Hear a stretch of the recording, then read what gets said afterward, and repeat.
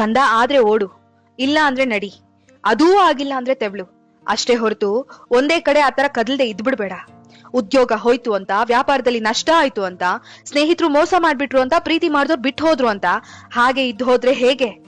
ದೇಹಕ್ಕೆ ಹೊರತು ದಾಹಕ್ಕೆ ಕೆಲ್ಸಕ್ಕೆ ಬಾರದೆ ಇರೋ ಆ ಸಮುದ್ರದ ಅಲೆಗಳೇ ಎಗರಿ ಎಗರಿ ಬೀಳ್ತಾ ಇದ್ರೆ ನೀನ್ ಅಂದ್ಕೊಂಡ್ರೆ ನಿನ್ ಹಣೆ ಬರಹಾನೇ ಇಷ್ಟು ಅಂದ್ಕೊಳ್ಳೋರು ಕೂಡ ನಿನ್ ಮುಂದೆ ಬಂದು ತಲೆ ತಗ್ಸ್ ನಿಂತ್ಕೋಬೇಕು, ಆ ತರ ಮಾಡೋ ಶಕ್ತಿ ನಿನಗಿದೆ.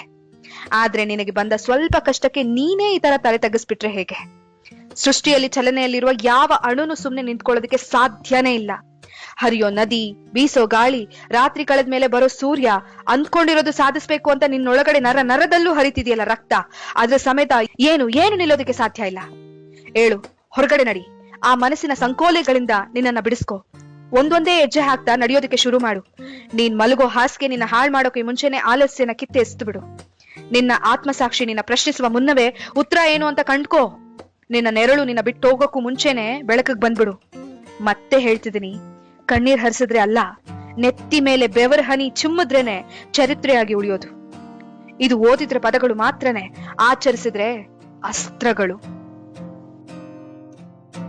ನೀವ್ ಕೇಳ್ತಿದ್ದೀರಾ ಭಾವಗಳ ದನಿ. ನಾನು ಕನ್ನಡದ ಅಪ್ಪಟ ಅಭಿಮಾನಿ.